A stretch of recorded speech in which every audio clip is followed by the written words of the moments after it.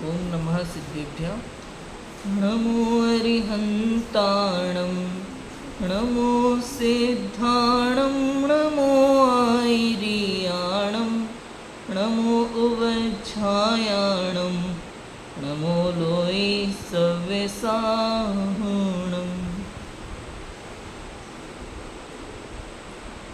मंगलमय मंगलकरण वीतराग विज्ञान नमो ताहि जाते भय अरहंतादि महान। करि मंगल करि हो महाग्रंथ करण को काज जाते मिले समाज सब पावे निज पद राज। इस भवतरु का मूल एक जानहु मिथ्या भाव ताको करि निर्मूल अब करिए मोक्ष उपाय। आचार्य कल्प पंडित टोडरमल जी द्वारा विरचित यह मोक्ष मार्ग प्रकाशक ग्रंथ है। 7वां अधिकार चल रहा है जैन मिथ्या दृष्टियों का विवेचन। कि ऐसे जीव जिन्होंने जैन कुल में जन्म लिया है पुण्य के उदय से, शास्त्र भी पढ़ते हैं, मंदिर जाते हैं, व्रतादिक करते हैं, किंतु फिर भी उनके मिथ्यात्व रह जाता है। क्यों? उसके पीछे क्या कारण है? उसके लिए यहाँ पंडित टोडरमल जी ने 3 तरह के मिथ्या दृष्टियों जीवों की चर्चा की। निश्चयाभासी, व्यवहाराभासी और उभयाभासी मिथ्या दृष्टि। एक वे जो शास्त्र में द्रव्यानुयोग की बातें पढ़ के ऐसा मान लेते हैं कि मैं वर्तमान में परमात्मा हूँ, मैं ही सिद्ध हूँ, अब मुझे कुछ करना नहीं है, खा रहे और सो रहे हैं आराम से। तो मैंने वीडियो भेजी थी ना निश्चयाभासी वाली जीव की, कि भाई अगर अपन कुछ काम करेंगे तो 2 प्रकार के काम होंगे, एक शुभ और अशुभ, और दोनों से बंधेंगे, इसलिए कुछ करना ही नहीं, सो रहा है आराम से। तो ये निश्चयाभासी मिथ्या दृष्टि जीव है। ठीक है। व्यवहाराभासी मिथ्या दृष्टि जीव वो जो कभी सांसारिक प्रयोजन से धर्म करता है, कभी कुल अपेक्षा धर्म कर रहा है कि भाई हमारे कुल में ऐसा करते हैं इसलिए कर रहे हैं, उसके पीछे कोई कारण पता ही नहीं है।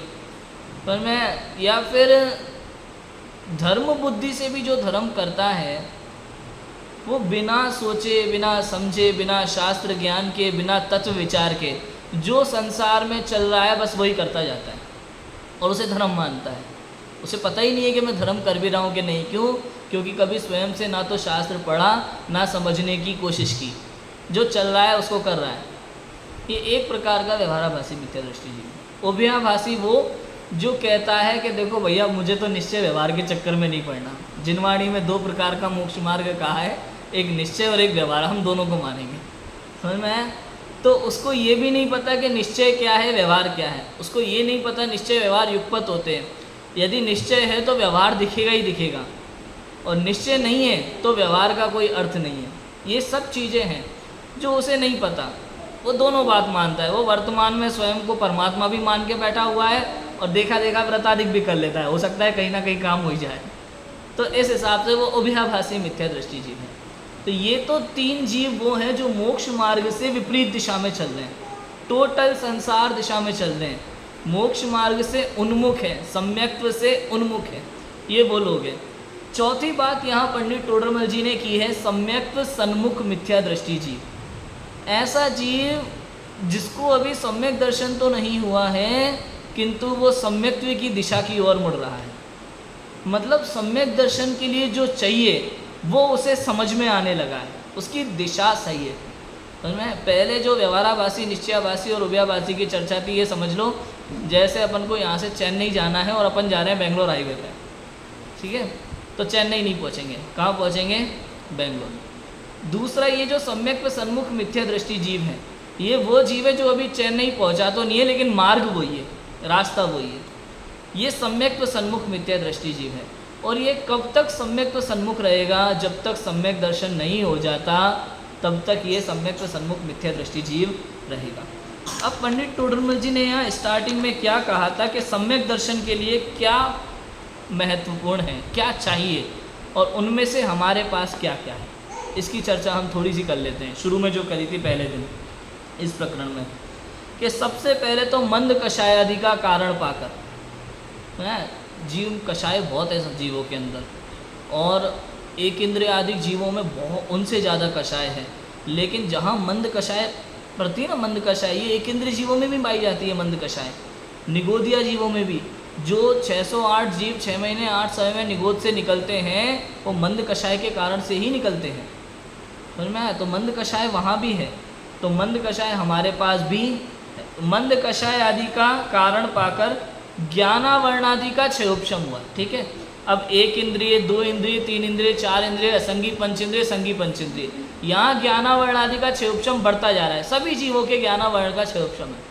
एक इंद्रिय के भी ज्ञानावरण का क्षयोपशम, भले उसे अक्षर के अनंतवें भाग का ज्ञान है, लेकिन उसके ज्ञानावरण का क्षयोपशम है। ठीक है, ज्ञान तो उसके भी पूरा है, सर्वज्ञत्व शक्ति उसमें भी है, लेकिन ज्ञानावरण का क्षयोपशम कितना है? अक्षर के अनंतवें भाग का ज्ञान हो सके इतना। क्लियर है? लेकिन हमारे पास ज्ञानावरणादि का क्षयोपशम हुआ जिससे तत्व विचार करने की शक्ति हुई।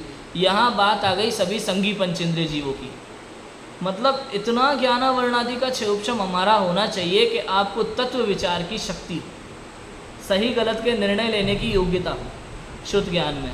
और इतनी शक्ति किन में है? केवल संगी पंचेंद्रिय जीव। ठीक है, तो बाकी के जीव हट गए, यहाँ कितने आ गए?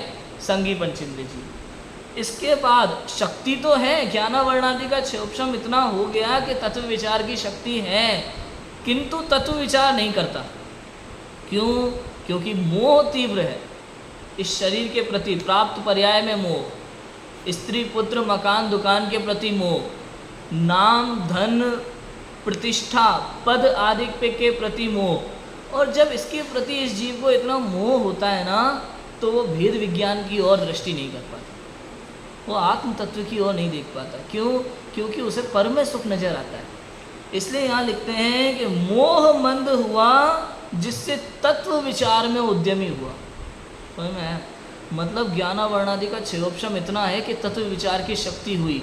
तो ये क्षयोपशम तो अच्छे से अच्छे जीवों के पास हैं, कि जितने भी लोग साइंटिस्ट बन रहे हैं, यूपीएससी की तैयारी कर रहे हैं, है ना, ये बहुत मेहनत करके दुनिया भर की पढ़ाई कर लेते हैं, किताबों को दिमाग में भर लेते हैं, इनके पास कितना अच्छा क्षयोपशम है, लेकिन इनके विचार पूरे विपरीत हैं। भाई ये बन जाएंगे, वो बन जाएंगे, देश का कल्याण करेंगे। अपना तो कर लो भाई पहले, समझ में आया? दुनिया का करने चले हैं। तो वो बात कह रहे हैं, ये अल्बर्ट आइंस्टीन जैसे लोग हुए, है ना, कहते हैं कि भैया जैसे अल्बर्ट आइंस्टीन हैं, इनका दिमाग इतना अच्छा है, अगर ये तत्व विचार करते, ये जितनी खोज इन्होंने संसार के प्रति की, संसार में क्या कैसे चल रहा है, बल्ब कैसे जलेगा, बिजली कैसे बनेगी, थोड़ा सा अगर ये सोच लेते कि मुझे सच्चा सुख कैसे प्राप्त होगा, तो हो सकता है वो सम्यक दर्शन प्राप्त कर लेते, मोक्ष मार्ग प्रारंभ कर लेते अपना यहाँ। लेकिन क्या करें, तीव्र मोह इतना है कि सारे संसार की फिक्र है, लेकिन अपनी नहीं है। सब जानने की इच्छा है संसार में क्या क्या है, कहाँ कहाँ है, क्या क्या क्या कहाँ कहाँ हो सकता है, इससे अच्छा क्या हो सकता है, सारे विचार कर लेते हैं। एक विचार मन में नहीं आता कि मैं कौन हूँ, मेरा जन्म क्यों हुआ। ये संसार में जो जीव है, कोई तिर्यंच है, कोई मनुष्य है, कोई कीड़ा है, कोई बंदर है, कोई मच्छर है, कोई मक्खी है, क्यों है? कौन ऐसा जीव, कोई इतना पुण्य कर लेता है कि सीधा मुकेश अंबानी के घर में पैदा हो रहा है? उसकी शादी का खर्चा भी पूरी दुनिया दे रही है रिचार्ज से। और कोई इतना पुण्यहीन होता है कि भिखारी के घर में पैदा हो रहा है। बताओ ऐसा कैसे? कुछ तो है, मनुष्य जीवन का कुछ तो लक्ष्य है। पैदा हुए, व्यापार सीखा, धन कमा, बूढ़े हुए, केवल ये मनुष्य जीवन नहीं है कि पैदा हो गए, पढ़ाई लिखाई करो, नौकरी पाओ, शादी करो, बच्चे करो, मर जाओ। क्या मनुष्य जीवन इसीलिए है? तो जिस जीव को ऐसा विचार आने लगता है, जो तत्व विचार करने लगता है, वो सम्यक्त्व के सन्मुख हो जाता है, उसकी दिशा फिर सही हो जाती है। जब तक आप आत्म तत्व को छोड़ करके किसी और के शरीर के विषय में और शरीर के रिश्तेदारों के विषय में ही सोच रहे हैं, तब तक सम्यक्त्व से विपरीत। और जब आत्म तत्व के प्रति विचार शुरू हुआ तो सम्यक्त्व सन्मुख। क्यों? क्योंकि सुख का मार्ग तो अंदर है, बाहर में नहीं। क्लियर हुआ? तो कह रहे हैं कि भैया मोह मंद हुआ तो तत्व विचार में उद्यमी हुआ, बाय निमित्त देव शास्त्र गुरु का समागम हुआ, सच्चे उपदेश का लाभ हुआ। अब देखो, ज्ञानावरणादि की शक्ति है, ये सब कुछ है, मोह मंद भी हो जाए, मान लो जीवों का ऐसे विचार भी आ जाए, लेकिन मनुष्य गति में जैनों को छोड़ करके अजैन जितने भी हैं, क्या उनको सच्चे वीतरागी देवसाज गुरु का समागम मिल रहा है? क्या सच्चे उपदेश का लाभ मिल रहा है? मतलब लोग कहते हैं ना निमित्त अच्छा नहीं मिल रहा है, सारी चीज़ें हमारे पास है, सर्व प्रकार के निमित्त मिल गए। सम्यक दर्शन के लिए जो जो चाहिए आपको, सारी व्यवस्था आपके पास है, लेकिन फिर भी हमारा मोह, तीव्र मोह है परद्रव्यों में, तो हमें अपनी खबर ही नहीं है, अपनी ओर देखने का विचार तक नहीं आता। समझ में आया? तो फिर इन्होंने पंडित टोडरमल जी ने कल 2 बात बताई। कौन कौन सी?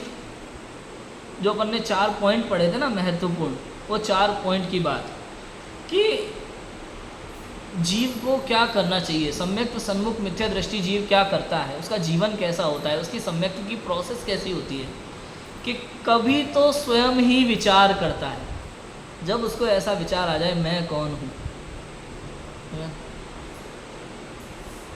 मैं कौन हूँ, आया कहाँ से और मेरा रूप क्या, संबंध दुखमय कौन है, स्वीकृत करो परिहार क्या, इसका विचार विवेक पूर्वक शांत होकर कीजिए, तो सर्व आत्मिक ज्ञान के सिद्धांत का रस पीजिए। मैं कौन हूँ, आया कहाँ से, मेरा संबंध किससे है किससे नहीं है, क्या ये शरीर से मेरा संबंध है? अरे ये छोड़ के चला जाता है। जब शरीर से नहीं है तो शरीर के रिश्तेदारों से तो बनता ही नहीं है। जो प्रत्यक्ष में भिन्न दिखाई देते हैं उनको मैं अपना मान के बैठा हूँ, और जो मैं हूँ उसको जानने का प्रयास ही नहीं करता। तो जिसको ऐसा विचार आने लगे कभी, तो कह रहे हैं कभी स्वयं विचार करता है, कभी शास्त्र में पढ़ता है। जैसे मोबाइल ख़रीदा और उसकी डिक्शनरी जो साथ में आती है, मोबाइल में कोई सी भी चीज़ ख़राब हुई हो तो उसको अपन डिक्शनरी में देख सकते हैं, उसके विषय में सारी बातें आपको उस मोबाइल के साथ आने वाली छोटी सी किताब में मिलती है, छोटे छोटे अक्षर लिखे होते हैं बहुत। ऐसे ही मैं जो हूँ, मेरे अंदर क्या क्या फीचर्स हैं, क्या अनंत सुखों का सागर है, वो सारी डिटेल शास्त्र में है। यदि अपने बारे में कुछ जानना है तो शास्त्र में पढ़ना पड़ेगा। मैं गुण दोष जानना है, मोक्ष मार्ग समझना है, संसार समझना है, संसार में क्यों पड़ा हुआ है, कब से पड़ा हुआ है, मोक्ष कैसे जाएगा, सारी बातें, आपको किस चीज़ से नुकसान है किस चीज़ से नहीं है, क्यों दुखी हो रहे हो, कैसे सुखी हो गए, सारी बातें कहाँ मिलेगी? शास्त्र में। तो कभी स्वयं विचार करता है, कभी शास्त्र में पढ़ता है, कभी सुनता है, विद्वानों से सुनेगा, ज्ञानियों से सुनेगा, जिन्होंने शास्त्र की भाषा को सीखा है, समझा है, पढ़ा है, उन लोगों से पूछेगा, सुनेगा, फिर अभ्यास करेगा, उसका जो सुना है उसका अभ्यास करेगा। सुनने से काम नहीं चलता, पढ़ने से काम नहीं चलता, अभ्यास बहुत ज़रूरी है। अभ्यास का मतलब समझे, जैसे डॉक्टर की पढ़ाई करी 4 साल खूब अच्छे से, और ऑपरेशन थिएटर में गए तो ऑपरेशन करने देंगे उसको? नहीं, प्रैक्टिस चाहिए, प्रैक्टिस चाहिए, अभ्यास करेगा। कभी प्रश्नोत्तर करता है, कुछ समझ में नहीं आए तो पूछता है, फिर उसका बार बार चिंतन करता है, फिर प्रश्न होता है तो फिर पूछता है, फिर चिंतन करता है। ऐसा सम्यक तो सन्मुख मिथ्या दृष्टि जीव है। ऐसा नहीं कि भाई होगा धर्म कुछ, दुनिया क्या कहती है धर्म मतलब पहले तो मंदिर जाओ आप आराम से, उसके बाद अभिषेक कर लो, शांति धारा कर लो, आरती कर लो, और क्या क्या कर लो, दान दे लो थोड़ा सा, थोड़े व्रत उपवास कर लो, ये धर्म हो गया। इसका नाम धर्म नहीं है। समझ में आया कि नहीं आया? इससे धर्म का कोई दूर दूर तक संबंध नहीं है। बिना समझे, बिना विवेक पूर्वक, ज्ञानी की समस्त क्रियाएं विवेक पूर्वक होती है। जिसके बारे में आपको पता ही नहीं है वो धर्म कैसे हो सकता है? आप सोचो, अन्य मत का व्यक्ति भी उनकी परंपरा के अनुसार मंदिर जाता है, अभिषेक करता है, आरती करता है, प्रसाद खाता है, सब करता है, और अपन भी वही काम कर रहे हैं। उनको भी नहीं पता कि हम किसकी पूजा कर रहे हैं, क्यों कर रहे हैं, इससे क्या होना है, हमको भी नहीं पता। तो उनमें और हमें क्या अंतर रहा बताओ?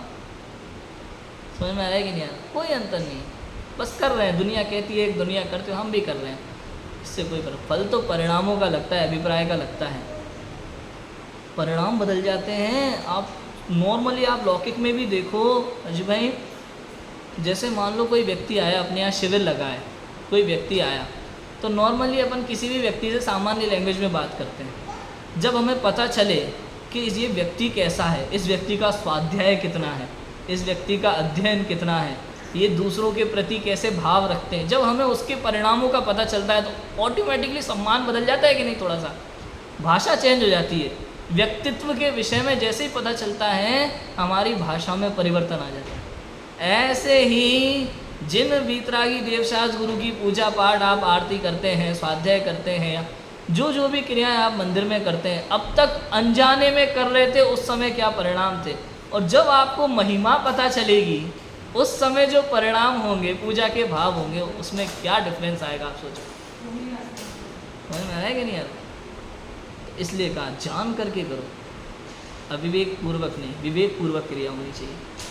तो कहते हैं कि इत्यादि रूप प्रवृत्ता है, अपना कार्य करने का इसे हर्ष बहुत है, इसलिए अंतरंग प्रीति से उसका साधन करता है। जब तक पता नहीं था ना, तब तक अंतरंग प्रीति नहीं थी। कल बताया था ना मैंने, माता पिता के कहने से 10 लक्षण में आलू नहीं खाएगा, रात्रि भोजन नहीं करेगा, 11वें दिन उसे चाहिए ही चाहिए। मैं तो क्यों ऐसा क्यों हुआ? क्योंकि उसे मालूम ही नहीं है, खबर ही नहीं है कि जिस आलू को खाने के लिए इतना लालायित हो रहा है उसमें अनंत सूक्ष्म जीव हैं। इसमें पूर्व के माता पिता हो सकते हैं, भविष्य के माता पिता हो सकते हैं, इसमें हमारे हो सकता है 2-4 भाव में सिद्ध बनने वाले जीव इसमें बैठे हों। हम खा रहे हैं चाव से तल के बढ़िया आराम से। क्यों? क्योंकि वो परिणाम उसको जानकारी नहीं है। और जब जैसे अपन को पता चल जाए, हम भी ऐसे ही थे शुरू में, बचपन में हमने भी तो ये किया, लेकिन जब समझ में आई बात, आज भाव तक नहीं आता, विचार तक नहीं आता। वहाँ कोई ठेले पे के सामने से निकलो तो उसकी गंध बिल्कुल ऐसी लगती है जैसे नॉनवेज चल रहा हो, उस तरह का भाव आता है। समझ में आया कि नहीं आया? तो इससे अंतरंग प्रीति से साधन करता है। फिर वो नियम अंतरंग प्रीति से पलेगा। अभी वो 10 दिन पल रहे थे, वो कट रहे थे वो दिन बड़ी मुश्किल से, कब 11वां दिन आया और कब शुरू करें हम। और जब उसे अंतरंग प्रीति से साधन होगा, उसके बारे में सही जानकारी होगी और वैराग्य पूर्वक, हाँ ये त्यागने योग्य है, अंदर से जब ऐसा परिणाम आएगा और नियम लेगा तो उस नियम का प्रीति पूर्वक पालन होगा। ठीक है, इतना कार्य तो सम्यक व सन्मुख मिथ्या दृष्टि जीव का है। सम्यक व सन्मुख मिथ्या दृष्टि जीव कैसा कि पहले तो स्वयं विचार करे, कभी शास्त्र पढ़ेगा, कभी शास्त्र सुनेगा, कभी अभ्यास करेगा, प्रश्नोत्तर करेगा, ठीक है, और अंतरंग प्रीति से उसका साधन करेगा। ये तो सम्यक तो सन्मुख मिथ्या दृष्टि जीव। और ये कब तक सम्यक तो सन्मुख रहता है? जब तक सम्यक दर्शन नहीं होता। और सम्यक दर्शन कब हो जाएगा कि 4 चीज़ें जब इसके जीवन में हो, जब तक इसके जीवन में 4 चीज़ें नहीं होती तब तक सम्यक दर्शन नहीं होता। कौन कौन सी 4 चीज़ें हैं? कि सच्चा तत्व श्रद्धा ना हो, समझ में? तत्व श्रद्धा न हो, आत्म तत्व के प्रति जब तक इसको सच्चा श्रद्धा ना हो। तत्व माने होता है उसका जो भाव, वह तत्व है। तत्वार सूत्र का दूसरा सूत्र है ना, तत्वार श्रद्धानम सम्यक दर्शनम। तत्व प्लस अर्थ, तत्व का और अर्थ का दोनों का श्रद्धा होना चाहिए। तो तत्व माने उसका जो भाव, वो तत्व है। जीव का भाव क्या है? ज्ञानादिक। पुद्गल का भाव स्पर्श रस गंध वर्णादिक। भाव माने स्वभाव, वो तत्व है। मतलब ये ऐसा है, ऐसी श्रद्धा, इसका नाम तत्व है। ये आत्मा आत्मा है, पुद्गल है, मिलावट नहीं करना, इसका नाम तत्व श्रद्धान है। जो जैसा है उसको वैसा स्वीकार करना, इसका नाम तत्व श्रद्धान है। तो जब तक सच्चा तत्व श्रद्धान ना हो, दूसरा यह इसी प्रकार है, ऐसी प्रतीति सहित जीवादि तत्वों का स्वरूप आपको भाषित न हो। ये प्रतीति मतलब क्या? प्रतीति माने अनुभव। प्रतीति माने क्या है? जब तक उसका अनुभव ना हो ये ऐसा ही है। अनुभव माने, अनुभव जब हो जाता है ना तो शंका नहीं रहती फिर मन में कोई। सम्यक दर्शन के 8 अंग है ना, निशंकित आदि, शंका नहीं होती। जैसे जब तक अग्नि के बारे में आपने पढ़ लिया, किताबें पढ़ ली, विद्वानों से सुन लिया भाई अग्नि गर्म होती है, तब तक मान रहे थे कि हाँ दुनिया में सुन रखा है अग्नि गर्म होती है। कोई विद्वान ने दावा कर दिया, क्या बात कर रहे हो, तुमने सारी पढ़ाई झूठी पढ़ी है, जिसने बताया गलत बताया, अग्नि तो ठंडी होती है। हो सकता है वो स्वीकार कर ले, कह रहे इनका बड़ा नाम है, झूठ थोड़ी बोलेंगे, हो सकता है हमने ही गलत पढ़ा हो। लेकिन एक बार छू के देख लेंगे तो फिर दुनिया में कोई भी आके कह दे अग्नि ठंडी होती है, स्वीकार करेगा। इसको कहते हैं प्रतीति, स्वयं प्रतीति करना। क्लियर है कि नहीं?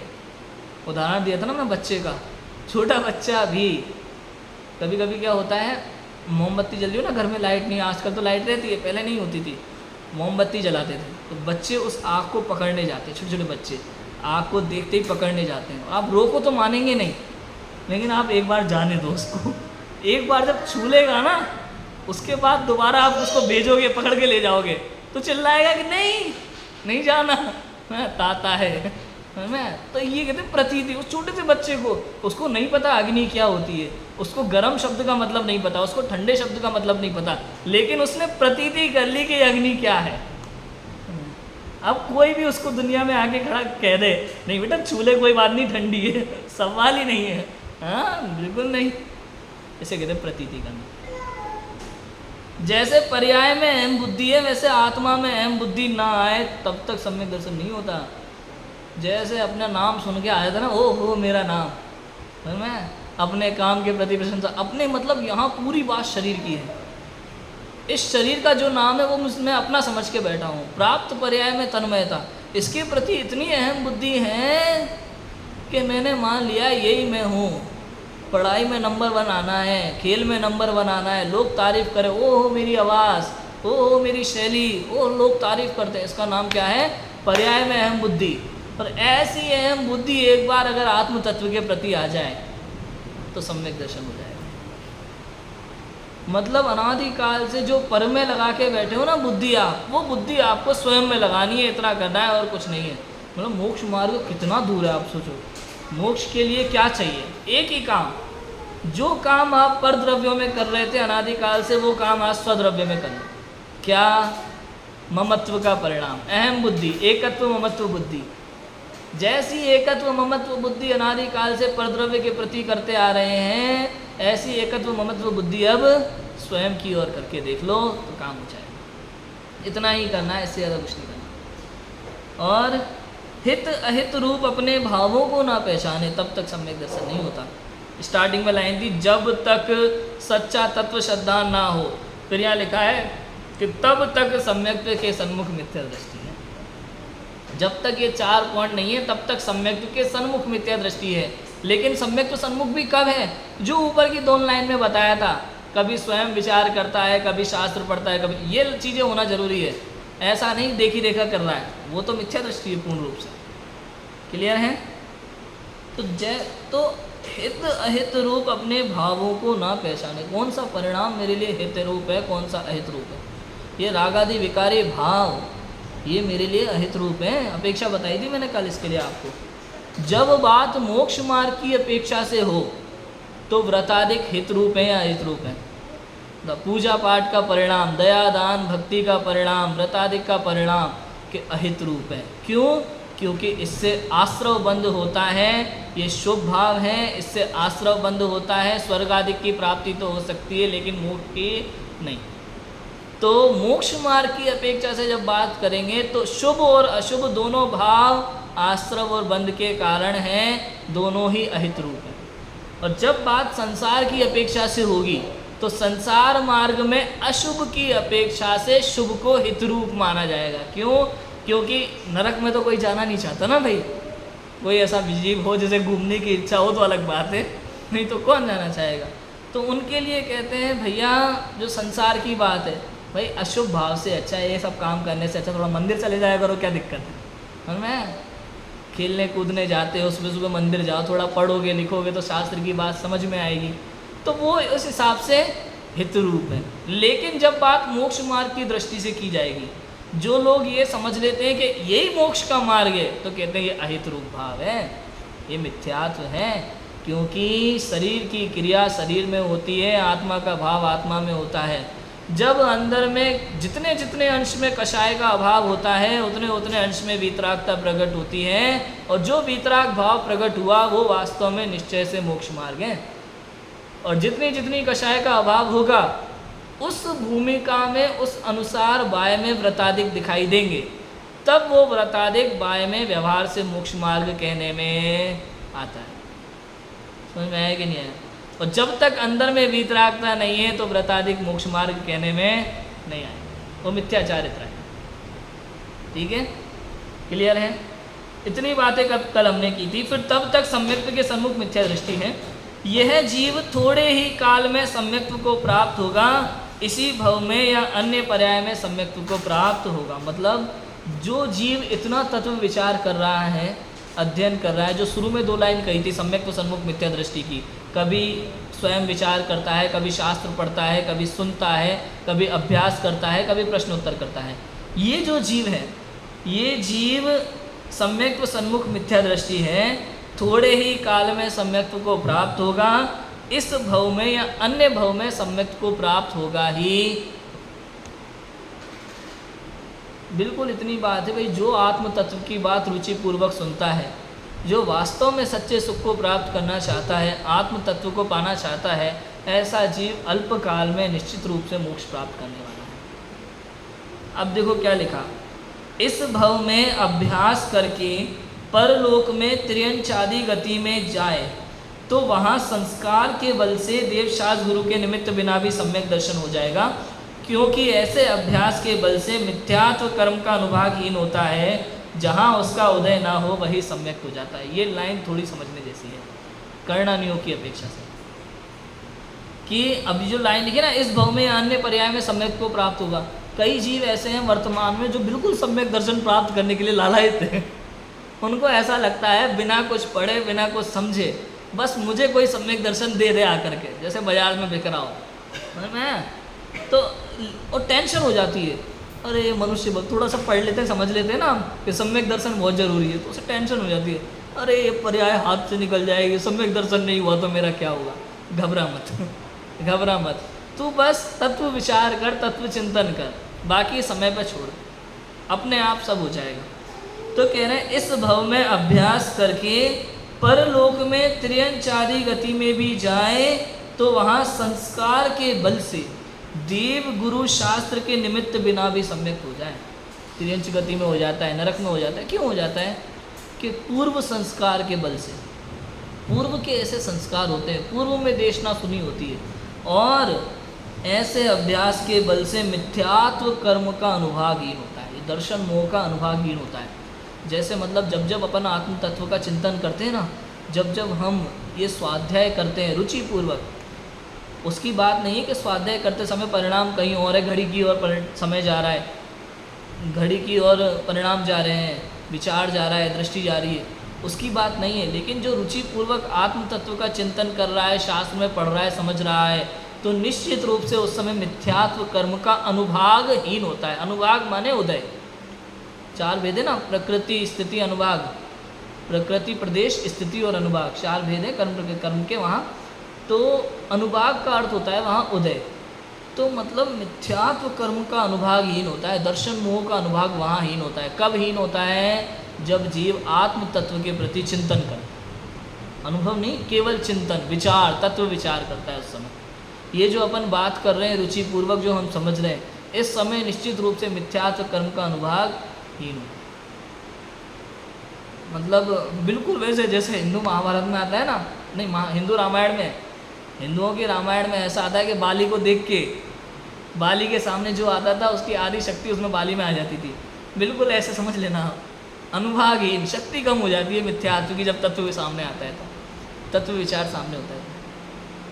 जैसे फिल्मों में विलन लोग होते हैं ना, हीरो को देख के विलन घबरा जाता है उसकी बॉडी बिल्डिंग देख करके, बिल्कुल वैसा ही समझना। ये तत्व विचार सम्यक दर्शन प्राप्त कराने वाले हैं, और ये सम्यक दर्शन मिथ्यात्व का विरोधी है। तो सम्यक दर्शन की बात जब चलने लगती है, आत्म तत्व की बात जब चलने लगती है, तो मिथ्यात्व डरने लगता है।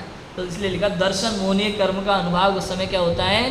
हीन होता है, और जहाँ उसका उदय ना हो वही सम्यक हो जाता है। ये दोनों एक समय एक काल में होते हैं। मिथ्यात्व का अनुभाग हीन होना, ये तो है मंद कषाय के परिणाम रहेंगे, मोह मंद रहेगा, ठीक है, मोह मंद है यहाँ पे। लेकिन मोह की मंदता के कारण से सम्यक दर्शन हुआ, या तीव्र मंद कषाय के कारण से सम्यक दर्शन हुआ, ऐसा नहीं है, वो सम्यक दर्शन का कारण नहीं बनेगा। लेकिन जब मोह मंद होता है ना, और तत्व विचार बराबर चालू रहता है, तो उस समय उसको ऐसी आत्मा की प्रतीति हो जाती है कि वो उस समय फिर मिथ्यात्व का उदय नहीं होता और सम्यक्त्व का उदय हो जाता है। जैसे अंधेरा जाने के बाद प्रकाश होता है। अब लाइन समझना, बोला क्या जा रहा है, अंधेरा जाने के बाद प्रकाश होता है, क्या ऐसा होता है? नहीं, युगपत होता है। अंधेरा गया और प्रकाश हुआ। ऐसे ही इधर दर्शन मोह गया, दर्शन मोह की तीनों प्रकृतियाँ, मिथ्यात्व सम्यक प्रकृति, चारित्र मोह से अनंतानुबंधी क्रोध मान माया लोभ, इन 7 प्रकृतियों का उपशम हुआ और प्रथमोपशम सम्यक दर्शन प्रकट। इस तरह से कार्य होता है। एक समय में होता है ये काम, एक ही समय में मिथ्यात्व रूपी अंधेरा नष्ट होता है, सम्यक दर्शन रूपी सम्यक ज्ञान रूपी ज्ञान का प्रकाश आत्मा में फैल जाता है। ठीक है, अब देखो फिर क्या लिखते हैं कि मूल कारण यही है कि देवादिक तो बाह्य निमित्त है। मूल कारण यही है। क्या है मूल कारण? आत्म तत्व की प्रतीति, ये मूल कारण है। देवादिक तो बाह्य निमित्त है, देवशास्त्र गुरु का समागम, सच्चे उपदेश का लाभ मिलना, बाह्य में कोई भी निमित्त मिल जाना, ये सब बाह्य निमित्त है। सो मुख्यता से तो इनके निमित्त से ही सम्यक तो होता है। देखो, मुख्यता से तो इनके निमित्त से ही सम्यक होता है। मूल कारण का आत्म तत्व, फिर कह दिया निमित्त की अपेक्षा से मुख्यता से सम्यक दर्शन हो रहा है।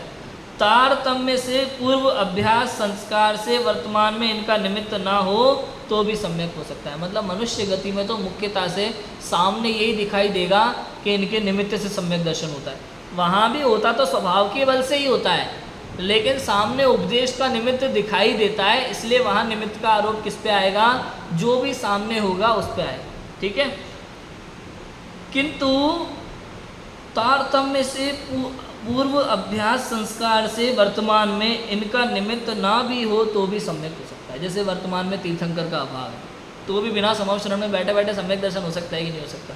तिर्यंश गति में देवशास्त्र गुरु का उपदेश नहीं मिलता तो भी हो जाएगा, कुछ भी दे। और वैसे भी राजा महाराजाओं को कितना दिखाया। अब देखो, सम्यक दर्शन के लिए कोई ऐसा नहीं है कि पर्टिकुलर जब सामने कोई व्यक्ति खड़ा होकर उपदेश दे तभी हो, ऐसा नहीं है। अब देखो, राजा महाराजाओं का पुराण में हम पढ़ते हैं, समव शरण में उपदेश सुन रहे हैं तीर्थंकर का, तब वैराग्य नहीं आ रहा। भावलिंगी दिगंबर मुनिराज के पास उपदेश सुन रहे हैं, तब वैराग्य नहीं आ रहा। और छत पे गड़े गड़े बिजली चमकती देख ली और वैराग्य आ गया। बताओ, हैं? ओस की बूंद देख के वैराग्य आ गया, कभी भी हो सकता है। भजन है ना एक, जीवन के किसी भी पल में वैराग्य उमड़ सकता है, संसार में रह कर प्राणी संसार को तज सकता है, कभी भी हो सकता है ऐसा। फिर उसके लिए सिद्धांत में तत्वार सूत्र, सिद्धांत ग्रंथ, तीसरा सूत्र, तन्निसर्गाद अधिक माध्वा वह सम्यक दर्शन। तन्निसर्गाद, तत् माने वह, निसर्गज और अधिगमज 2 प्रकार से होता है। वह सम्यक दर्शन निसर्गज अधिगमज। निसर्गज माने स्वभाव से, निहि धातु का प्रयोग है ना, वो स्वभाव के अर्थ में होता है। निसर्गज माने स्वभाव से, अधिगमज, अधि माने उपदेश, उपदेश से जो प्राप्त होता है वो अधिगमज सम्यक दर्शन। अब एक बात हमें ध्यान समझने की है यहाँ के वास्तव में सम्यक दर्शन जब भी प्रकट होगा, निसर्गज अधिगमज दोनों प्रकार से ही होता है, लेकिन सामने जो दिखाई देता है उसके ऊपर विशेष रूप से आरोप आता है जब भी होगा, लेकिन उसमें कारण दोनों ही होते हैं। जैसे मान लो यहाँ समव शरण में बैठ के कोई व्यक्ति को सम्यक दर्शन हुआ, मुनिराज के सामने हुआ, मंदिर में प्रतिमा को देख के हुआ, या बिजली चमकने से हुआ, कैसे भी हुआ, तो सामने जो निमित्त दिखाई दिया लिखने में वो आएगा, अरे उन्होंने बिजली चमकती देखी, उनको सम्यक दर्शन हो गया। अरे उन्होंने मुनिराज का उपदेश सुना, 2 मुनिराज आकाश से उतरे और शेर को सम्यक दर्शन हो गया। तो यहाँ निमित्त दिखाई दे रहा है तो अधिगमज में आ जाएगा। ठीक है, लेकिन सोचो जरा, उसको स्वभाव के बल से प्राप्त हुआ कि खाली उपदेश से प्राप्त हो गया? उपदेश तो निमित्त था, उपादान कारण तो स्वभाव था, मूल तो दोनों प्रकार से हुआ। ऐसे ही त्रियंच गति में जहाँ सामान्य निमित्त नहीं मिला दिखाई दे, नरक गति में वेदना सम्यक्त जिनको होता है नारकियों को दिखाई नहीं देता देशना का निमित्त, लेकिन पूर्व में कभी ना कभी देशना उनने सुनी होती है और उन्हें जाति स्मरण हो जाता है, और नरक में कुअवधि ज्ञान से वो जान लेते हैं कि पूर्व में हमने ऐसी वेद विज्ञान की बात सुनी थी, और अंदर में जाते हैं मतलब अंतर्मुखी हो जाते हैं और अनुभव से सम्यक दर्शन प्राप्त करें। तो वहाँ निसर्गज भी है और पूर्व की देशना वो अधिगमज भी हो गया। ठीक है, तो इस प्रकार से होता है। इसका अर्थ ये है कि वह सम्यक दर्शन निसर्ग व अधिगम से होता है, वहाँ देवादिक बाह्य निमित्त ना हो। देवादिक बाह्य निमित्त के बिना उसे निसर्ग हुआ कहते हैं, देवादिक के निमित्त से हो उसे अधिगम से हुआ कहते हैं। सामने की अपेक्षा से, सामने आरोप आएगा, जहाँ उपदेश देता हुआ कोई दिखाई नहीं देगा और सम्यक दर्शन हो जाएगा, उसे कहेंगे निसर्ग सम्यक दर्शन। और जहाँ उपदेश दिखाई दे रहा है, उपदेश देते हुए कोई दिखाई दे रहा है और सम्यक दर्शन हो रहा है, वहाँ कहा जाएगा अधिगमज सम्यक दर्शन। लेकिन इतना समझना है कि दोनों जगह निसर्गज अधिगमज दोनों ही होता है। ठीक है, इसके बाद देखो क्या लिखते हैं, बहुत महत्वपूर्ण पैराग्राफ, रट लेने जैसा पैराग्राफ। देखो तत्व विचार की महिमा, एक लाइन, देखो तत्व विचार की महिमा। तत्व विचार रहित देवादिक की प्रतीति करे, बहुत शास्त्रों का अभ्यास करे, व्रतादिक पाले, तपश्चरणादि करे, उसको तो सम्यक होने का अधिकार नहीं। और जो तत्व विचार वाला इनके बिना भी सम्यक्त्व का अधिकारी, ये सबसे महत्वपूर्ण लाइन है, रट लेने जैसी लाइन है, समझ लेने जैसी लाइन है। देखो तत्व विचार की महिमा, तत्व विचार के बिना देवादिक की प्रतीति करे, मतलब समझे, बेतरागी देवशास्त्र गुरु की खूब पूजा भक्ति करे, बहुत शास्त्रों का अभ्यास करें, व्रत तपश्चरणादि करे, बहुत कुछ क्रियाएं करे, दान भक्ति सब करे, उसको सम्यक्त्व का अधिकार नहीं है, उसको तत्व विचार नहीं है, उसको भेद विज्ञान की खबर नहीं है, उसको सच्चा सुख चाहिए ही नहीं। ये सब केवल दुनिया में धर्मात्मा जिसे मानते हैं वैसे काम कर रहा है, इसको सम्यक्त्व का अधिकार नहीं है। और जो ये सब ना करे, वो मात्र तत्व विचार कर रहा है, वो सम्यक्त्व का अधिकारी है। अर्थात त्रियंच गति का जीव, नारकी जीव, जो ना तो देवशास्त्र गुरु की पूजा पाठ करता है, ना स्वाध्याय करता है, ना ही व्रत आदि का पालन करता है, लेकिन वो सम्यक्त्व के अधिकारी होते हैं। यहाँ मनुष्य सब कुछ कर रहा है तत्व विचार के बिना, तो भी सम्यक्त्व का अधिकारी नहीं है। ये क्लियर हो, मतलब क्या जरूरी है, पहले आप ये देखो। अभी बहुत सारे लोग ऐसा कहते हैं, वीडियो भी आई थी बीच में किसी की, नाम नहीं लूँगा, लेकिन उन्होंने कहा कि जो लोग समय सार आदि पढ़ रहे हैं वो एमए की किताब पढ़ रहे हैं नर्सरी की कक्षा में। ये सोच ही गलत है, विचार ही गलत है। मतलब लोगों को ऐसा लगता है कि आत्म तत्व की बात करने का अधिकार उसको है जो पहले 4 अनुयोग पूरा पढ़ करके समझ के बैठा हो। ऐसा नहीं है, जो खूब व्रतादिक लेके बैठा हो उसके बाद आत्म तत्व की बात करे, ऐसा नहीं है। आत्म तत्व माने बेसिक नर्सरी की कक्षा। आचार्य देव कहते हैं शास्त्रों में कि सबसे पहले तू आत्मा को जान, क्योंकि जब तक संसार से सच्चा वैराग्य नहीं होगा, जब तक आत्मा को नहीं जानेगा, जब तक वैराग्य नहीं होगा तो व्रतादिक तेरे पलेंगे ही नहीं, पल ही नहीं सकते। बात समझ में? जैसे मैंने बोला ना, जानकारी के बिना बच्चों को 10वें दिन से 11वें दिन आलू चाहिए। 10 लक्षण में 10 दिन आलू का त्याग किया था, 11वें दिन चाहिए, क्यों? रहा नहीं जाता, उनको वैराग्य नहीं है उसके प्रति।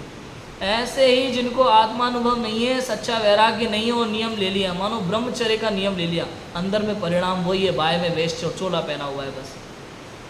अणुव्रत ले लिए, अंदर में नियम पालन नहीं हो रहा है, कषाय भरी है। कुछ लोग कहते हैं मंदिर में डेली प्रक्षाल पूजन करेंगे और घर पे आते ही कषाय कर रहे हैं, क्या लाभ है इसका? कषाय तो कम हुई नहीं आपकी। उनको लगता है, बहुत सारे लोग ऐसे हैं, बहुत सारे लोगों को लगता है मंदिर में शांति धारा करेंगे तो हमारे जीवन में शांति आएगी, और घर पे आते ही चिल्ला चोट कर रहे हैं। बताओ कहाँ शांति है? परिणामों में शांति आना बहुत ज़रूरी है, और क्या आवश्यक है क्या अनावश्यक है इसका ही विचार नहीं है। समझ में आ रहा है कि नहीं आ रहा? हम लोग क्या धर्म मान के बैठे हैं, वास्तव में धर्म क्या है इसका विचार करो। इसलिए लिखा कि तत्व विचार वाला इनके बिना भी सम्यक्त्व का अधिकारी है। ये सब करने वाला, उसको मालूम, उसको धर्म से कोई लेना देना नहीं होता, लेकिन सारी क्रियाकांड कर रहा है। लेकिन तत्व विचार वाला उतना करता है जितना उसे समझ में आता है। वो यदि समझ करके तत्व विचार पूर्वक उसे क्लियर हो जाएगा कि नहीं, रात्रि में भोजन करने से मांस भक्षण का दोष लगता है, 2 इंद्रिय से लेकर के 5 इंद्रिय जीवों की, 13 जीवों की उत्पत्ति होती है, और 13 जीव का भक्षण माने मांस भक्षण। ऐसा जिस जीव को पूरा समझ में आ जाता है तो रात्रि भोजन त्याग कर रहा है, तत्व विचार पूर्वक समझ करके उसका वो दृढ़ता से पालन करेगा। इतना करने के बाद भी वो सम्मान का अधिकारी है, इतना सा करके भी। और जो व्यक्ति खूब सारे अणुव्रत और महाव्रत लेकर के बैठा हो, लेकिन उसको उस विषय का ज्ञान ही नहीं है, उस विषय की समझ ही नहीं है। अणुव्रत ले लिए, महाव्रत ले लिए, बाद में जो मन में आए वो कर रहे हैं, पूज्य वेश बना करके बैठे हैं, तो कहते हैं ये सम्यक्त्व के अधिकारी नहीं। ऐसा है। आगे पढ़ें, ये प्रकरण आज खत्म कर देते हैं। तथा किसी जीव को तत्व विचार होने के पहले कोई कारण पाकर देवादि की प्रतीति हो, वह व्रत जप तप का अंगीकार हो, पश्चात तत्व विचार करे, परंतु सम्यक्त्व का अधिकारी तत्व विचार होने पर ही हो पाता है। अब देखो ये लाइन कितनी अच्छी है, मतलब जिन्होंने पहले तत्व विचार होने के पहले कोई कारण पाकर देवादि की प्रतीति की, कारण हो सकता है जैन कुल में जन्म लिया और मम्मी ने बताया बेटा मंदिर जाया करो, रोज़ तो मंदिर तो जा ही रहा है ना, तो कहीं ना कहीं वो निमित्त नैमित्त एक संबंध बैठता ही है, पूर्ण रूप से किसी का निषेध नहीं। लेकिन ये कहा जा रहा है कि बिना जाने सम्यक दर्शन का अधिकारी नहीं, वो तत्व विचार पूर्वक ही होगा। पूजा भी करेगा, पाठ भी करेगा, हो सकता है व्रताधिक भी ले रहा है, नियम संयम अंगीकार कर रहा है, अच्छी बात है, इसमें बुरा कुछ नहीं है, लेकिन समझ करके ही करना चाहिए। नियम जैन दर्शन तो साफ और एकदम क्लियर कहता है, यथाशक्ति नियम अंगीकार करें, जबरदस्ती ना लें। यहाँ जबरदस्ती का कुछ नहीं है। उस चांडाल को भगवान महावीर ने जब नियम दिए, भगवान महावीर ने नहीं, मुनिराज ने उस समय जब नियम दिए उस चांडाल को, तब बहुत सारे, पहले तो मुनिराज हमेशा महाव्रत ग्रहण करने का ही नियम देते हैं, इतनी शक्ति नहीं है तो अणुव्रत, छोटे छोटे नियम लो। लेकिन उस जीव ने कह दिया कि नहीं, मैं कोए के मांस का त्याग कर सकता हूँ, इससे ज़्यादा नहीं, तो इतना ही त्याग कर। अगर वो मरण के संकट पर भी त्याग की हुई वस्तु को ग्रहण नहीं करता तो वो सम्मान का अधिकारी है, देवगति में जन्म लेता है। और जो व्यक्ति त्याग करके बड़े बड़े नियम लेकर के पूज्य पद पर बैठा हो और बाद में दुनिया परिग्रह भी इकट्ठा कर रखा है, त्यागी हुई वस्तु को बाद में ग्रहण कर रहा है नियम लेने के बाद, और मान रहा है कि नहीं कोई बात नहीं, पंचम काल है, सब चलेगा, तो वो सम्मान का नहीं, निंदा के योग्य का गंतव्य है, वो व्यक्ति निंदा के योग्य। और आजकल तो धड़ल्ले से ही चल रहा है, क्लियर है कि नहीं? सोचने वाली बातें विवेक पूर्वक बात होती है। मान लो कोई व्यक्ति आपसे कहे कि मेरा निर्जला उपवास है, मैं आज जल भी ग्रहण नहीं करूँगा, और सामने बैठ के बढ़िया भोजन कर रहा है, भोजन भी कर रहा है सामने बैठ करके, और ये भी कह रहा है मैं जल भी ग्रहण नहीं करता, तो बताओ उसके लिए आप क्या कहेंगे? स्वीकार कर लेंगे? ऐसे ही कोई व्यक्ति कहे नहीं मैं तो महाव्रत का धारी हूँ, रंच मात्र भी पीछे कमंडल के अलावा परिग्रह ग्रहण नहीं करता, और सामने बढ़िया लैपटॉप चला रहा है, कान में ब्लूटूथ लगी है, तो आप क्या कहोगे बताओ? मैं तो उसकी चर्चा है, क्या योग्य है क्या अयोग्य है। इसलिए लिखा तत्व विचार करे, परंतु सम्यक्त्व का अधिकारी तो तत्व विचार करने पर ही होता है, उससे पहले नहीं। तथा किसी को तत्व विचार होने के पश्चात तत्व प्रतीति न होने से सम्यक्त्व तो नहीं हुआ और व्यवहार धर्म की प्रतीति रुचि हो गई, इसलिए देवादि की प्रतीति करता है, वह व्रत तप को अंगीकार करता है। किसी को देवादि की प्रतीति और सम्यक्त्व युगपत होते हैं, किसी को व्रत तप सम्यक्त्व के साथ भी होते हैं, पहले पीछे भी होते हैं। देवादि की प्रतीति का तो नियम है, उसके बिना सम्यक्त्व नहीं होता, व्रतादिक का नियम है नहीं। बहुत जीव तो पहले सम्यक्त्व के पश्चात ही व्रतादिक ग्रहण करते हैं, किन्हीं को युगपत हो जाते हैं। इस प्रकार तत्व विचार वाला जीव सम्यक्त्व का अधिकारी है, परंतु उसके सम्यक्त्व हो ही ऐसा नियम नहीं है, क्योंकि शास्त्र में सम्यक्त्व होने से पूर्व पंचलब्धियों का होना कहा है। पंचलब्धि की बात कल से प्रारंभ करेंगे। इस पैराग्राफ को थोड़ा सा समझ लेते हैं क्या कह रहे हैं कि देखो, किसी को तत्व विचार होने के पश्चात तत्व प्रतीति न होने से सम्यक्त्व तो नहीं हुआ और व्यवहार धर्म की प्रतीति रुचि हो गई, इसलिए देवादि की प्रतीति करता है, व्रत तप अंगीकार करता है। कुछ जीव ऐसे होते हैं, तत्व विचार कर रहा है, तत्व विचार करते करते करते करते सम्यक्त्व तो नहीं हुआ, उसे आत्मानुभव तो नहीं हुआ, सम्यक दर्शन नहीं हुआ, लेकिन व्यवहार धर्म माने व्यवहार में देवशास्त्र गुरु की पूजा पाठ, इसी में उसको विशेष आनंद की प्राप्ति हो रही है, इसमें कोई बुराई नहीं है, अभी भी वो सम्यक सन्मुख ही है, लेकिन सम्यक दर्शन नहीं हुआ, तब तक वो देवादि के प्रति विशेष सम्मान रखता है। व्रत आदि भी यथा योग्य शक्ति अनुसार ग्रहण करता है। एक जीव तो ये, ठीक है। अब दूसरा ये कि किसी को, जहाँ जहाँ किसी को शब्द आ रहा है, अलग अलग जीव हो गए, ठीक है। किसी को देवादि की प्रतीति और सम्यक्त्व युगपत होते हैं, तथा व्रत तप सम्यक्त्व के साथ भी होते हैं और पहले पीछे भी होते हैं। ये देवादि की प्रतीति, 7 तत्वों का यथार्थ श्रद्धान, ये इनमें अविनाभाव संबंध होता है। 4 चीज़ें, देव शास्त्र गुरु का यथार्थ श्रद्धान, 7 तत्वों का यथार्थ श्रद्धान, स्व और पर का श्रद्धान, निज शुद्धात्मा का यथार्थ श्रद्धान, ये चारों में अविनाभाव संबंध होता है। कोई कहे नहीं मैं तो वीतरागी देव शास्त्र गुरु को ही मानता हूँ, अन्य किसी को नहीं, मेरा सच्चा श्रद्धान है और अंदर में आत्मानुभव नहीं है, 7 तत्वों की खबर नहीं है, तो कहते हैं ये बात झूठी है। जब तक देव शास्त्र गुरु की प्रतीति है तो 7 तत्वों की भी प्रतीति होगी, आत्मानुभव होगा ही होगा। जैसे न्याय में कहा जाता है जहाँ जहाँ धुआं है वहाँ वहाँ अग्नि होगी, और जहाँ जहाँ अग्नि नहीं है वहाँ वहाँ धुआं भी नहीं है। ऐसे जहाँ जहाँ आत्मानुभव है वहाँ देव शास्त्र गुरु का श्रद्धान, 7 तत्वों का श्रद्धान भी है, और जहाँ जहाँ आत्मानुभव नहीं है या 7 तत्वों का श्रद्धान नहीं है, देव शास्त्र गुरु नहीं है, तो बाकी चारों भी होंगे तो एक साथ होंगे, नहीं तो एक भी नहीं। ऐसे सम्यक दर्शन के 8 अंग, निशंकित निकांचित, कोई के नहीं मुझे निशंकित है बाकी का प्रयास चल रहा है, ऐसा नहीं। एक है तो बाकी भी 7 भी होंगे, और एक भी नहीं है तो 7 ही। ऐसे ही 28 मूल गुण में, मुनिराजों में एक मूल गुण है तो 28 है, और एक भी कम है तो पूरे ही। इन सब में अविनाभाव संबंध होता है। एक नहीं है तो बिल्कुल भी नहीं है, और एक है तो सब है। क्लियर है? ऐसा होता है। और पढ़े, अब देखो पहले पीछे भी होते हैं, साथ में भी होते हैं, पहले पीछे भी होते हैं। इसका मतलब समझे? कुछ लोग देवादि की प्रतीति, यहाँ प्रतीति का मतलब है पूजा पाठ व्रत आदि कर रहे हैं, शास्त्र पढ़ रहे हैं, अभ्यास कर रहे हैं, तो अभी तक व्रत आदि भी ले लिए, मान लो 5 अणुव्रत ग्रहण कर लिए, लेकिन अंदर में 2 कसाय चौकड़ी का अभाव नहीं हुआ, तो समय आने पर ये अभ्यास करते करते, चिंतन करते करते, तत्व विचार पूर्वक एक समय ऐसा आएगा जब 2 कसाय चौकड़ी का अंदर में अभाव होगा और बाएं में अणुव्रत भी निरतिचार पल रहे होंगे, तो अंदर के वीतरागता, जो 2 कसाय चौकड़ी अभाव पूर्वक वीतरागता प्रकट हुई वो निश्चय, और बाहर में अणुव्रत वो व्यवहार। और जब तक निश्चय नहीं है तब तक व्यवहार भी नहीं है। ऐसा तो पहले पीछे भी होते हैं। मुनि अवस्था, मान एक साथ ऐसा कभी नहीं होता दुनिया में कि 3 कसाय चौकड़ी का अभाव बाद में हो रहा है, मतलब 3 कसाय चौकड़ी का अभाव पहले हो गया, मुनि बाद में बन रहा है, ऐसा कभी नहीं होता। पहले मुनि दीक्षा ले चुके होते हैं, महाव्रतों का पालन कर रहे होते हैं, द्रव्यलिंगी होते हैं, निरतिचार 28 मूल गुण का पालन होता है, वो भी पूज्य होते हैं, मुनि होते हैं, लेकिन हो सकता है अभी तक कषायों का अभाव नहीं है अंदर में, लेकिन बाय में महाव्रत निरतिचार पलते हैं उनके। अब एक समय ऐसा होता है तत्व विचार पूर्वक उनके, अगर 1 कसाय चौकड़ी का अभाव हो रहा है तो 4था गुण स्थान, 2 कसाय का हो रहा है तो 5वां गुण स्थान, और 3 कसाय चौकड़ी का अभाव हुआ तो 7वें 6वें गुण स्थान में झूलने वाले मुनिराज कहलाएंगे, भावलिंगी संत हो जाएंगे। तो ये होता है पहले पीछे कैसे होना। क्लियर है? मुनि दीक्षा पहले धारण कर ली, अनुभव बाद में हो रहा है, ऐसा भी होता है। ठीक है, तो ऐसा हो सकता है। देवादि की प्रतीति का तो नियम है, इसके बिना सम्यक दर्शन होता नहीं है। व्रतादिक का नियम नहीं है सम्यक दर्शन के लिए, क्योंकि सम्यक दर्शन 4थे गुण स्थान में होता है। उसका नाम क्या है 4थे गुण स्थान का?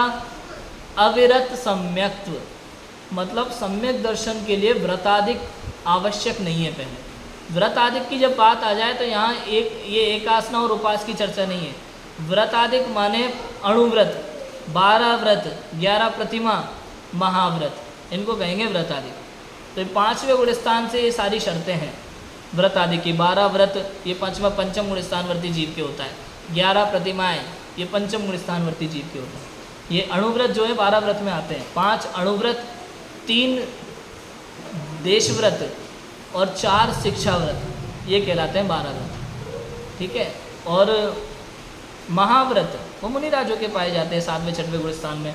तो ये, लेकिन 4थे गुण स्थान में व्रतों का कोई विधान नहीं है। लेकिन इतना है कि 4थे गुण स्थानवर्ती जीव के सामान्य सदाचार पलता हुआ दिखाई देगा।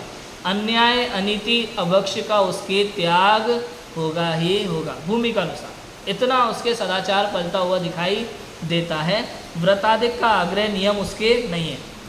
तो सम्यक दर्शन अविरत सम्यक तो 4थे गुण स्थान में प्रकट हो जाता है, उसमें अणुव्रत महाव्रत की आवश्यकता नहीं होती, वहाँ उसका नियम नहीं। लेकिन देवशास्त्र गुरु की प्रतीति, 7 तत्वों की प्रतीति, ये तो नियम है, ये तो शर्त है। स्वपर का भेद विज्ञान, ये तो शर्त है, इसके बिना सम्यक दर्शन होता नहीं। ठीक है, बहुत जीव को पहले सम्यक तो पश्चात व्रतादिक धारण करे, किन्हीं को युगपत हो जाते हैं। इस प्रकार वह तत्व विचार वाला जीव सम्यक का अधिकारी है। तत्व विचार करते करते कोई जीव ऐसा होता है, अनुभव भी हो रहा है और नियम भी ग्रहण कर रहा है उसी समय, युगपत।